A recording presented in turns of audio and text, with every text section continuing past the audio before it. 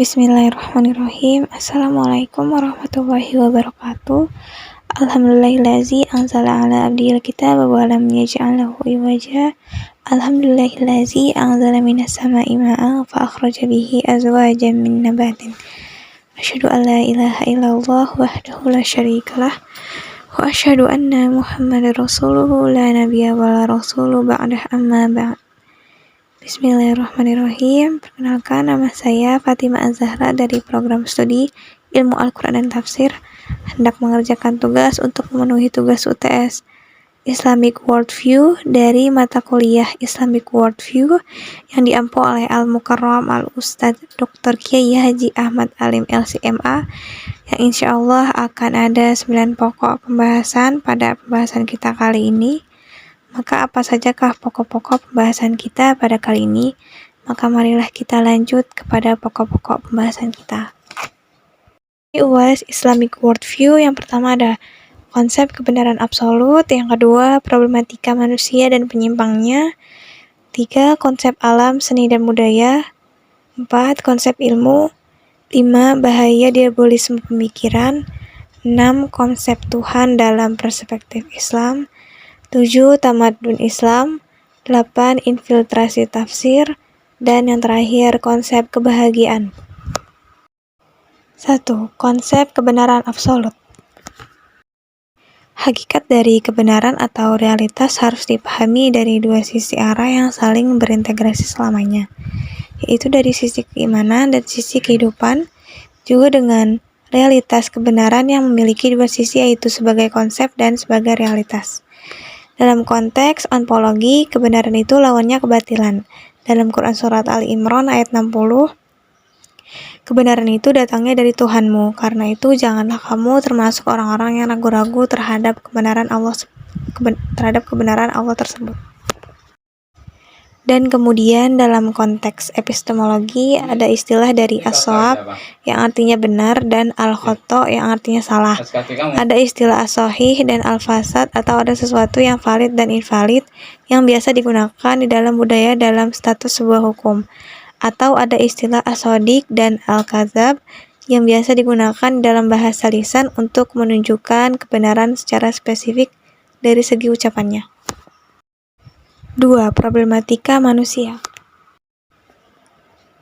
Melihat sesuatu dengan pandangan Islam, tugas khalifah untuk memakmurkan bumi, munculnya penyakit-penyakit pada manusia karena penyimpangan fitrah manusia. Hanya ada laki dan perempuan. Secara fitrah penyebab manusia menyimpang karena worldview-nya, pemikirannya, cara meluruskannya, atau syubhat dengan dibimbing ilmu ar-rudud wa syubhat. Jordan itu ada laut mati, tempat kaum Lut diazab, dukut legenteng, kaum Lut gay mengadai pesta di sini. Quran Surat Al-A'raf ayat 80-81 melampaui batas, kaum Nabi Lut. Quran Surat An-Naml ayat 54-55, kaum yang memaparkan nafsu sama jenis. Syahwat kalau dikendalikan akan mendatangkan ifah. Ada 3 sahabat Nabi yang ingin mematikan syahwat dan syubhat. 1 tidak mau tidur, 2 tidak mau nikah, dan yang terakhir tidak mau makan. Ini harus diluruskan worldview-nya dan syahwatnya. Pengendalian iman terkait dengan sosial pemikiran. Islamic worldview-nya filter pemikiran, baik pendekatan logis tentang warisan. Contoh problematika manusia adalah HAM, feminisme gender, liberalisme, bebas LGBT, dan pluralisme. 3. Konsep alam, seni, dan budaya. Allah menciptakan alam dan jagat raya untuk kemaslahatan manusia, agar manusia mengenal penciptaannya. Dan Allah menciptakan seluruhnya dengan tidak sia-sia, karena alam ini merupakan tanda-tanda kebesaran dan kekuasaan Allah. Sehingga seorang mukmin ketika berinteraksi dengan alam ini seraya memuji Allah Subhanahu wa taala berfirman dalam Quran Surat Ali Imran ayat 191. Rabbana ma khalaqta hadza batila, yang artinya, ya Tuhan kami, tidaklah Engkau menciptakan ini dengan sia-sia. Jadi seluruh yang ada di dalam alam dan jagat raya ini adalah ciptaan Allah Jika dilihat dari pandangan Islam, maka ini sangat bertentangan dengan teori Darwinisme yang menganggap bahwa alam dan jagat raya ini ada dengan sendirinya. Maka tugas kita sebagai manusia adalah memakmurkan bumi, sehingga Islam dan umat Islam datang sebagai rahmatan lil alamin, menebarkan rahmatan dalam seluruh alam. Konsep alam diklasifikasikan sebagai berikut. 1. Osmologi, benda mati, organik, tumbuhan dan hewan. 2. Alam ruhiyah atau ruhaniyah, goib atau alam malaikat, jin, syahda manusia. Tujuan Allah menciptakan mereka semua untuk beribadah kepada Allah Subhanahu wa taala. Allah Subhanahu wa taala berfirman dalam Quran surat Az-Zariyat ayat 56, "Wa ma khalaqtal jinna wal insa illa liya'budun," yang artinya, aku tidak menciptakan jin dan manusia melainkan agar mereka beribadah kepadaku. Manusia menjadi khalifatullah dalam rangka untuk menciptakan kebudayaan, memakmurkan bumi. Kebudayaan dalam Islam dikenal dengan sakofah atau tamadun, penggosokan, pemurnian, pembersihan. Asal kata budaya adalah dari budi dan daya, yang jika digabungkan memiliki makna himpunan segala usaha yang dikerjakan oleh manusia dan dipimpin oleh moralitas. Allah membekali manusia dengan akal agar berbudi dan berdaya, sehingga dapat membentuk kebudayaan yang ditopang dengan nilai-nilai Islam. Perspektif Barat dan Islam dalam konsep kebudayaan. Orang-orang Barat memisahkan antara alam dengan Tuhan. Mereka enggan memadukan keduanya, sehingga mereka tidak mengenal halal dan haram dalam mengelola alam dan dalam berperilaku budaya, sehingga mereka hanya mengejar materialis.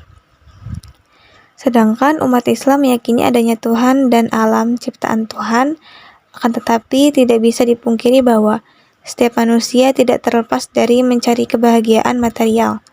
Tetapi di dalam Islam tidak semua kebahagiaan diperbolehkan karena Islam memiliki batasan-batasan.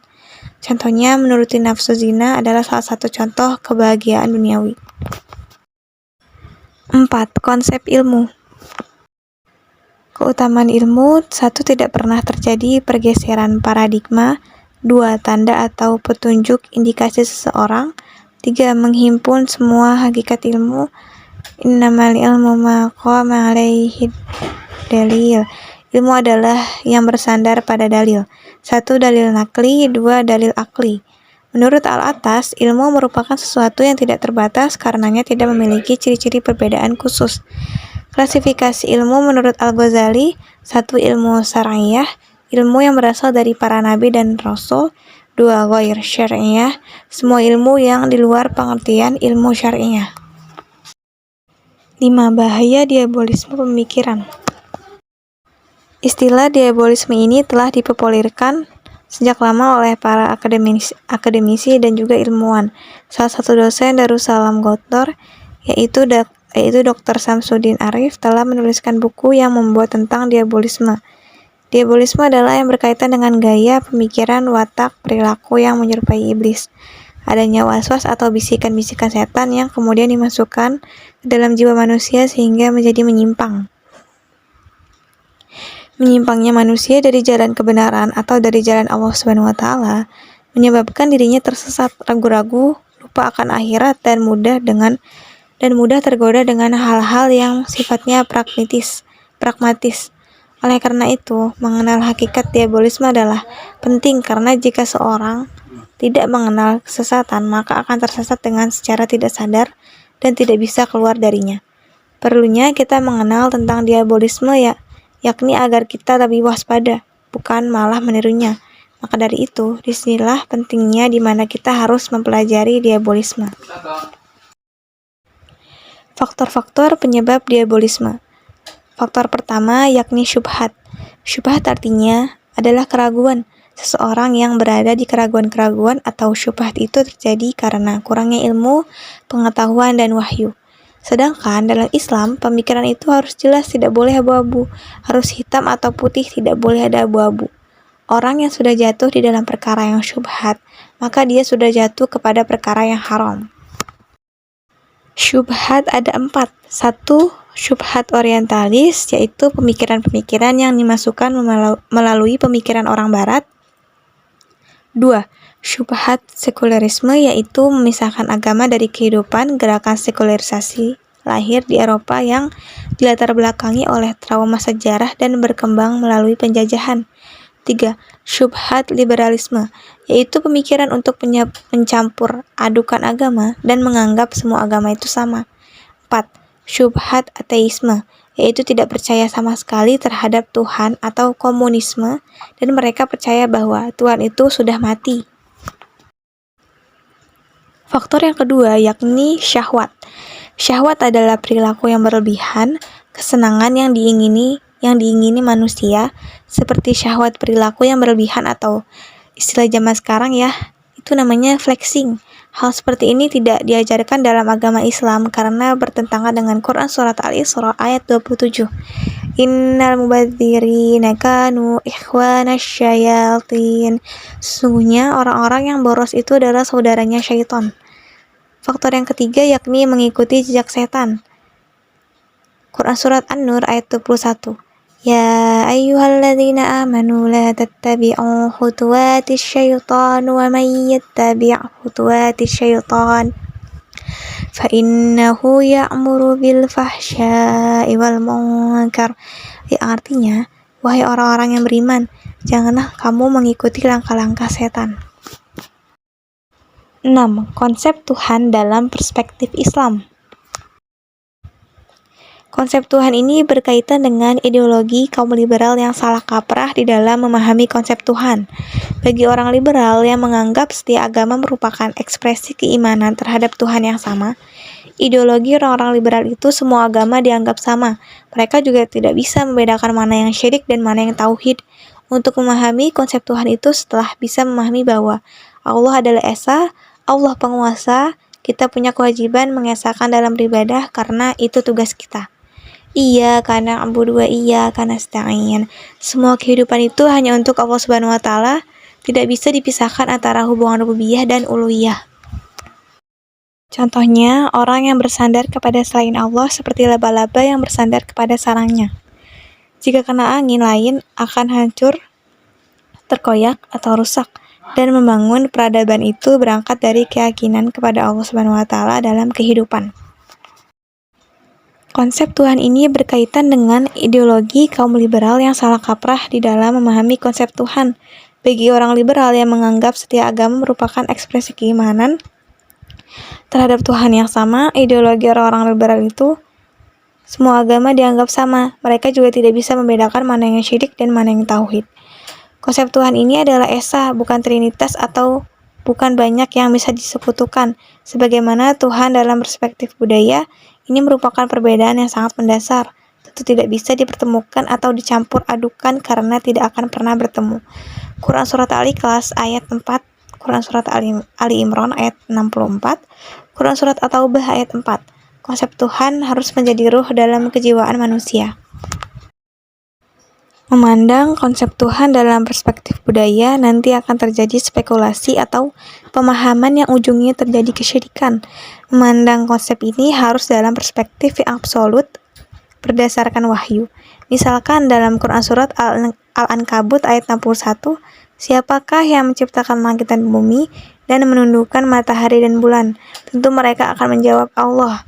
Untuk memahami konsep Tuhan itu setelah bisa memahami bahwa Allah adalah Esa, Allah penguasa, kita punya kewajiban untuk mengesahkan dalam beribadah karena itu tugas kita. Iyyaka na'budu wa iyyaka nasta'in. Semua kehidupan itu hanya untuk Allah Subhanahu wa taala, tidak bisa dipisahkan antara hubungan rububiyah dan uluhiyah. Konsep Tuhan dalam perspektif Islamic worldview harus berdasarkan wahyu. Konsep Tuhan ialah elemen terpenting dalam hidup. Orang yang bersandar kepada selain Allah seperti laba-laba yang bersandar kepada sarangnya, jika kena angin lain akan hancur atau terkoyak atau rusak, dan membangun peradaban itu berangkat dari keyakinan kepada Allah Subhanahu wa taala dalam kehidupan. Keyakinan kepada Allah itu adalah sebuah energi. Contoh, orang sakit kalau tidak percaya Allah Maha menyembuhkan maka akan putus asa. 7. Tamadun Islam atau peradaban Islam. Peradaban Islam itu tergantung pada perilaku sudut pandang serta cara pandang umat Islam, dan sejatinya Islam akan selalu berada di puncak kemenangan. Akan tetapi, perilaku umatnya lah yang membuat kemunduran. Aktualisasi Islamic Worldview akan membuahkan peradaban Islam. Umat Islam dan peradabannya mundur dikarenakan meninggalkan induknya atau sumber pokok ajarannya. Islam itu bersih dan suci dari apa yang dikonsumsi dan pakaian, dan dari apa yang diajarkan. Cara untuk mengubah dari segala sesuatu, maka ubah dari paradigma atau cara pandangnya. Sekularisasi ilmu menganggap ilmu militer dan yang lain-lain hanyalah milik orang barat. Ilmu tidak bisa dipisahkan dari kehidupan, dan ilmu terbagi menjadi dua: satu fardu ain, dua fardu kifayah. Setelah manusia matang mempelajari ilmu dari sisi fardu ain dan membentuk kepribadian yang kokoh, kemudian umat muslim juga harus diajarkan ilmu fardu kifayah. Peradaban Islam terangkai dari ilmu fardu ain dan kifayah, dan inilah yang harus dimiliki oleh seorang umat muslim. Kenapa umat Islam keterbelakangan perihal sains dan teknologi? Karena keliruan dalam melihat cara pandangnya. Mereka beranggapan bahwa sains dan teknologi bukanlah urusan mereka, padahal hal tersebut sangatlah penting. Allah Ta'ala berfirman, berkebalikan dengan orang barat yang menjadikan teknologi sebagai Tuhan. Akan tetapi, Allah memberikan umat Islam di atas umat yang lainnya, yaitu izzah, yaitu kemuliaan. Izzah, mulia, punya kejayaan agung yang tidak dimiliki umat lain di dunia maupun di akhirat. Aku berikan 5 perkara yang tidak pernah diberikan umatku sebelumku. 5 izzah yang Allah berikan kepada umat Nabi Muhammad SAW. 1. Diberikan pamor, ditolong. Seperti situasi sekarang, para mujahidin di Gaza itu sangat terbatas dan kekurangan senjata yang canggih. Tetapi dari sisi izzah, kekuatannya tidak ada mengalahkan mujahidin di Gaza. Bumi ini sebagai masjid, tempat sujud, dimanapun bumi dipijak, itu adalah tempat sujud. 3. Dihalalkan ghanimah. 4. Diberikan syafaat. 5. Risalah Islam itu untuk manusia secara global. Islam adalah universitas global, bukan sekedar lokal. 8. Infiltrasi tafsir. Ad-dakhil fi tafsir. Ad-dakhil adalah pemahaman yang melenceng dalam memahami tafsir. Faktor-faktornya itu: 1. Politik dan kekuasaan. 2. Eksternal atau kebencian orientalis, mensekulerkan Al-Quran, melakukan studi lalu memalsukan Al-Quran atau desakralisasi Al-Quran. At-tazkirah, membuat mu'jam hadis atau kitab kamus yang dipelopori Wensin untuk mengelabui. Membuat mu'jam hadis atau kitab kamus yang dipelopori Wensin untuk mengelabui pemahaman hadis. Selalu melakukan segala upaya untuk merusak agama Islam. 3. Fanatisme. Sikap fanatik yang berlebihan akan menciderai objektivitas penafsiran. 4. Penyimpangan ideologi. Penyimpangan ideologi menyebabkan perbedaan sudut pandang maupun metode dalam menafsirkan Al-Quran. Tujuannya untuk melegalkan atau melakukan justifikasi atas ideologi mereka. Ashabiyah, fanatisme. Orang Mu'tazilah sudah fanatik dengan ideologi mereka. Orang Mu'tazilah, mereka menafsirkan surah Al-Baqarah, yaitu artinya sembelih Aisyah. Kelompok Ahmadiyah, mereka selalu mencari ayat-ayat untuk legalitas. Kelompok Mutasyabihat, Mu'tazilah, misalkan mereka ingin menyebutkan tafsir isrori atau tafsir isyarat yang keluar dari konteks bahasanya. Setiap ayat memiliki makna batin dan lahir. Setiap huruf memiliki batasan-batasan tertentu. Setiap batasan memiliki tempat untuk melihatnya. Seorang mufassir menafsirkan Al-Quran sesuai dengan latar belakang ideologinya. Ideologi mufassir itu berpengaruh terhadap kajian-kajian tafsirnya. Contoh tafsir liberal yaitu tafsir hermeneutik. Jika orang feminisme melakukan infiltrasi kepada tafsir, maka mereka selalu melakukan tafsiran terhadap yang berkaitan dengan perempuan. Selalu perspektif gender. Al-Quran tafsirkan sedemikian rupa supaya ayat-ayat itu menjadi ayat-ayat feminisme, sekularisme, pluralisme, liberalisme, Feminisme itu bertentangan dengan ajaran Islam. Diseminarkan akhirnya kajian itulah banyak tulisan yang berkembang terus. Orang-orang orientalis adalah mereka yang mempelajari Al-Quran lalu menyusupkan pemahaman yang melenceng, riwayat yang dusta, menciptakan hadis palsu. Hal ini bertujuan untuk menyesatkan orang Islam. Hal ini terjadi dikarenakan orang-orang orientalis tidak ridho jika Islam itu bersinar. Mereka akan selalu berupaya melakukan segala cara untuk menghancurkan Islam, salah satunya yakni infiltrasi pemahaman terhadap tafsir Al-Quran. 9. Konsep kebahagiaan. Di dalam tafsir Imam Al-Mawardi rahimahullah dijelaskan bahwa ini maksud al-falah atau aflah adalah as-sa'adah adalah bahagia. Baqaulul khair adalah tetapnya kebaikan. Hidrokul mutalib adalah terpenuhi keinginannya. Orang mukmin akan senantiasa menang dalam kehidupannya. Najah adalah orang mukmin yang ingin sukses di dunia maupun di akhirat. Kategori al-mu'minun di sini dijelaskan pada ayat berikutnya. 1. Orang-orang yang khusyuk dalam salatnya. Jadi makna khusyuk di sini adalah salatnya penuh dengan ketenangan, penuh dengan rasa takut kepada Allah Subhanahu wa taala. 2. Orang-orang yang melalaikan perkara yang tidak bermanfaat seperti dosa atau perkara yang mubah itu juga ditinggal. Maka mukmin itu akan menjadi sangat produktif. 3. Orang-orang yang terhadap zakat mereka. Orang-orang yang menunaikan zakat mereka, jadi zakat memiliki dua dimensi sekaligus, baik dimensi vertikal, yaitu untuk mensucikan harta dan mensucikan hati kita, dan adapun dimensi horizontal, yaitu pada nilai berbagi, nilai empati, nilai kepedulian kepada orang lain. 4. Orang-orang yang menjaga kehormatan dan kesucian diri. Orang yang bisa menjaga syahwatnya itu pasti bahagia, atau disebut juga ifah, yaitu menjaga kesucian diri. 5. Orang-orang yang menjaga terhadap amanah dan janjinya. 6. Orang-orang yang menjaga terhadap salatnya. Alhamdulillahirrabbilalamin. Dengan ini telah sampailah kita di penghujung pembahasan kita kali ini. Saya Fatimah Az-Zahra atas segala khilafan dan kesalahan saya. Mohon maaf dan mudah-mudahan dengan pembahasan kita kali ini kita mendapatkan taufik dan hidayah dari Allah Subhanahu wa taala. Kurang lebihnya sekali lagi saya mohon maaf. Wassalamualaikum warahmatullahi wabarakatuh.